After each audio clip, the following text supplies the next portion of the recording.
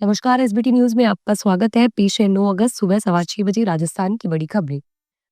प्रधानमंत्री नरेंद्र मोदी की अध्यक्षता में शुक्रवार को कैबिनेट बैठक हुई। केंद्रीय रेल मंत्री अश्विनी वैष्णव ने बताया कि कैबिनेट की बैठक में 5 फैसले लिए गए हैं और इसके लिए कुल 52,667 करोड़ के फंड्स को मंजूरी दी गई है। वैष्णव ने बताया कि प्रधानमंत्री उज्ज्वला योजना के लाभार्थियों को 2025-26 में भी सब्सिडी दी जाएगी। उन्होंने कहा कि पीएम उज्ज्वला योजना को समावेशी विकास के लिए वैश्विक स्तर पर सराहना मिली है। रेल मंत्री ने बताया कि मीटिंग में तय हुआ है कि घरेलू एलपीजी पर घाटे की भरपाई के लिए सार्वजनिक क्षेत्र की तेल कंपनियों को 30,000 करोड़ का मुआवजा दिया जाएगा। राजस्थान में पंचायती राज संस्थाओं और स्थानीय निकायों के परिसीमन को लेकर मंत्री स्तरीय समिति ने अपनी रिपोर्ट को अंतिम रूप दिया है। एक वरिष्ठ अधिकारी के अनुसार इस रिपोर्ट को जल्द ही मुख्यमंत्री भजनलाल शर्मा को सौंपा जाएगा। इस प्रक्रिया के तहत समिति को नई ग्राम पंचायतों के गठन के लिए 2000 से 3000 तक प्रस्ताव और पंचायत समितियों के लिए 115 प्रस्ताव प्राप्त हुए हैं। समिति ने ग्राम पंचायतों और जिला परिषद के पुनर्गठन के लिए सभी प्रस्तावों की गहन समीक्षा की है। राज्य सरकार ने परिसीमन और पुनर्गठन की प्रक्रिया को पूरा करने के लिए 4 जून की समय सीमा तय की गई थी, लेकिन यह समय सीमा चूक गई, जिसके कारण पंचायती राज निकाय चुनावों की तारीखों को लेकर अनिश्चितता बनी हुई। राजस्थान में ईज ऑफ डूइंग बिजनेस को बढ़ावा देने की दिशा में राज्य सरकार ने एक और बड़ा कदम उठाया है। मुख्यमंत्री भजनलाल शर्मा ने राजस्थान दुकान में वाणिज्यिक संस्थान अधिनियम 1958 की धारा 4 के अंतर्गत महत्वपूर्ण शिथिलता प्राप्त करते हुए घोषणा की है कि 0 से 10 श्रमिकों का नियोजन करने वाले संस्थानों को अब पंजीयन के प्रावधानों से छूट दी जाएगी। सरकार के इस फैसले से छोटी दुकानों और वाणिज्यिक प्रतिष्ठानों को व्यापार करने में अधिक सुविधा मिलेगी और अनावश्यक औपचारिकताओं से राहत मिलेगी। इसी क्रम में मुख्यमंत्री ने राजस्थान दुकान में वाणिज्यिक संस्थान अधिनियम को आवश्यकताओं के अनुरूप संशोधित करने के तहत Rajasthan shops and establishment act 2025 के प्रारूप को भी मंजूरी प्रदान की है। दौसा में कोचिंग संचालक की कार में लोहे के गार्डर से भरा ट्रेलर बेकाबू होकर घुस गया। ट्रेलर डिवाइडर कूदकर कार से सीधा बाहर आकर भिड़ गया। हादसा इतना भीषण था कि कार पूरी तरह चिपक गई। हादसे में कोचिंग संचालक और एक युवती की मौत हो गई, जबकि 3 लोग घायल हैं। मामला दौसा से गुजर रहे जयपुर आगरा हाईवे का है। सिकंदरा थाना पुलिस ने बताया कि शाम को लोहे की गार्डर लेकर ट्रेलर जयपुर की ओर जा रहा था और वहीं कार सवार जयपुर से आगरा की ओर जा रहे थे। जयपुर एसओजी ने एएसआई भर्ती परीक्षा 2021 पेपर्स लीक मामले में एक प्रोबेशनल एसआई को अरेस्ट किया है। वह जयपुर गारमेंट पुलिस लाइन में तैनात था। एग्जाम से लेकर लीक सॉल्व पेपर को पढ़कर एसआई भर्ती में चयनित हुआ था। एसओजी फिलहाल गिरफ्तार आरोपी से पूछताछ कर रही है। एडीजी ने बताया कि एसआई भर्ती परीक्षा 2021 पेपर लीक मामले में एसओजी की ओर से साल 2024 में केस दर्ज करके जांच की जा रही है। मामले में आरोपी सत्येंद्र सिंह यादव पुत्र ईश्वर सिंह यादव निवासी बहरोड कोटपुतली से उन्हें अरेस्ट किया गया है। आरोपी सत्येंद्र सिंह एसआई भर्ती पेपर की दोनों पारियों को लिखित परीक्षा में पढ़कर चयनित हुआ था, जो कि 15 सितंबर 2021 को हुई थी।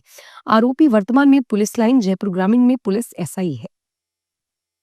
राजस्थान के मुख्यमंत्री भजनलाल शर्मा ने राजधानी जयपुर की मुहाना फल सब्जी मंडी में जैविक कचरे के प्रबंधन के लिए अत्याधुनिक बायो सीएनजी संयंत्र स्थापित करने की योजना को स्वीकृति दी है। आधिकारिक सूत्रों के अनुसार इस परियोजना से मंडी में प्रतिदिन उत्पन्न होने वाले फल और सब्जी के जैविक अपशिष्ट का वैज्ञानिक तरीके से उपचार करके उसे कंपोस्ट और बायो सीएनजी में परिवर्तित किया जाएगा। इस संयंत्र की स्थापना सार्वजनिक निजी मॉडल के तहत की जाएगी। 27 करोड़ रुपए की इस परियोजना की संपूर्ण लागत केंद्र सरकार के उपक्रम वैपकोस लिमिटेड द्वारा वहन की जाएगी। सीकर जिले के खाटू श्याम जी में रेलवे कनेक्टिविटी के लिए काम शुरू हो गया है। पिछले साल रेल मंत्री ने इस प्रोजेक्ट की घोषणा की थी, लेकिन लोकसभा में रेल मंत्री ने बताया कि रिंगस खाटू श्याम जी नई रेल लाइन परियोजना पर करीब 254 करोड़ रुपए खर्च होंगे। साल 2025-26 के लिए 43 करोड़ रुपए आवंटित किए गए हैं। भूमि अधिग्रहण का काम शुरू हो चुका है और बाबा की नगरी में बनने वाला रेलवे स्टेशन मंदिर से केवल 1.5 किलोमीटर की दूरी पर होगा। मॉडर्न फैसिलिटी वाले स्टेशन पर शेखावटी संस्कृति की झलक देखने को मिलेगी। रेलवे के अधिकारियों ने बताया कि इस प्रोजेक्ट के लिए 99 नहीं बल्कि 115 हेक्टेयर जमीन का अधिग्रहण होना है। सुप्रीम कोर्ट ने 2023 में बने नए कानून भारतीय न्याय संहिता में राजद्रोह से जुड़ी धारा 152 को लेकर केंद्र सरकार से जवाब मांगा है। कोर्ट ने कहा कि यह गुरुवार को इसकी संवैधानिक वैधता यानी संविधान के अनुसार सही होने पर विचार करेगा। याचिका सेना के रिटायर्ड मेजर जनरल वोफिल बटेन ने दायर की है। उन्होंने कहा कि बीएसएन की धारा 152 पुराने राजद्रोह कानून की तरह है, बल्कि उससे भी ज्यादा सख्त है। सीजेआई बीआर गवई और जस्टिस एनवी अंजारिया की बेंच ने याचिका पर नोटिस जारी किया। कोटा की अनंतपुरा रेलवे कॉलोनी थाना पुलिस ने 6 सटोरियों को गिरफ्तार किया है और उनके पास से मोबाइल, लैपटॉप और करोड़ों के ऑनलाइन क्रिकेट का हिसाब मिला है। अनंतपुर थाना अधिकारी भूपेंद्र सिंह ने बताया कि सूचना मिली थी कि दीप मल्टी के एक फ्लैट में 6 युवक रहते हैं जो कभी कभार बाहर निकलते हैं। फ्लैट पर छापेमारी की तो वहां 6 युवक मौजूद थे। क्रिकेट, फुटबॉल और कई अन्य तरह के ऑनलाइन गेम खिलाने को रोजाना 1 से 2 लाख रुपए का ट्रांजेक्शन होता था। बांसवाड़ा में ग्रेनाइट पत्थर से भरा ट्रक पलट गया। हादसे में पत्थरों के ऊपर बैठे 8 मजदूर दब गए। इनमें से 3 की मौत हो गई और 5 घायल हैं। पुलिस के अनुसार ट्रक बांसवाड़ा से तिरुपति मार्बल एवं ग्रेनाइट से करीब 12 टन स्लैब लेकर दाहोद की तरफ जा रहा था। ट्रक के पिछले हिस्से में 8 मजदूर पत्थरों के ऊपर ही बैठे थे। कॉमेडियन कपिल शर्मा को धमकाने वाला लॉरेंस गैंग का हैरी बॉक्सर राजस्थान का है। वह कोटपुतली जिले के बानसूर के चतरपुरा गांव का रहने वाला है और उसके पिता किसान हैं।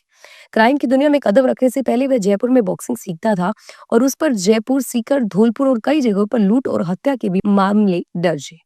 दरअसल कनाडा में कपिल शर्मा की कैफे पर फायरिंग की घटना के बाद हैरी बॉक्सर के नाम से एक ऑडियो सामने आया। इसमें कपिल शर्मा के साथ साथ पूरी फिल्म इंडस्ट्री को चेतावनी दी गई है कि जो भी सलमान खान के साथ काम करेगा उसे मार दिया जाएगा।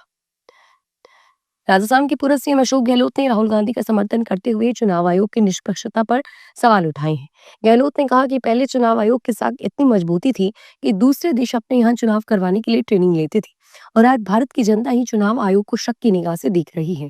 गहलोत ने कहा कि राहुल गांधी की खुलासे के बाद देश चिंता में है। जब चुनाव आयोग सत्ताधारी दल से मिलीभगत कर ले तो देश में लोकतंत्र कैसे बनेगा। लोकसभा चुनाव में 25 सीटों का ही तो फासला था। बीजेपी वाले सब जगह नहीं, चुनिंदा जगहों पर गड़बड़ करवाते हैं। गहलोत जयपुर आवास पर भी मीडिया से बातचीत कर रहे थे। कोटा के पारिवारिक न्यायालय क्रम में 3 में से 2 टूटते परिवार फिर से जुट हो गए। 20 साल पुराने विवाद को भूलकर पति पत्नी साथ रहने को राजी हुए। न्यायाधीश शिव प्रसाद की मौजूदगी में पति पत्नी ने पुराने गिले शिकवे को भुलाकर एक दूसरे को माला पहनाई। काउंसलर ने बताया कि पालनपोर्ट में कोटा निवासी संजू की 2003 में शादी हुई थी। दोनों ने 2 बेटियां थी और आपसी मनमुटाव के चलते 2005 में दोनों अलग हुए। संजू कोटा में अपने पिता के पास रहने लगी और 2009 में पारिवारिक न्यायालय में भरण पोषण का प्रार्थना पत्र पेश किया। न्यायालय ने साल 2012 में 25,000 रुपए प्रतिमाह भरण पोषण की राशि के आदेश जारी किए। बेटियां बड़ी होने लगी तो संजू ने साल 2023 में न्यायालय में इजराइल प्रार्थना पत्र पेश किया। अजमेर में लुटेरी दुल्हन का मामला सामने आया है। दुल्हन और उसका परिवार महिला दलाल सहित 1,80,000 रुपए लेकर फरार हो गए। पीड़ित की ओर से गंज थाने में इसकी शिकायत दर्ज की गई। पुलिस के अनुसार प्रमोद कुमार निवासी कमला बावरी ने रिपोर्ट में बताया कि उसकी काफी समय से शादी नहीं हो रही थी, इसलिए दलाल ने उत्तर प्रदेश की महिला से उसका नंबर दिलवाया। महिला ने शादी करवाने के लिए 1,80,000 रुपए देने की डिमांड की। झालावाड़ के वर्धमान महावीर खुला विश्वविद्यालय में स्नातक, डिप्लोमा और सर्टिफिकेट पाठ्यक्रमों में प्रवेश शुरू हो गए हैं। प्रवेश की अंतिम तिथि 25 अगस्त है।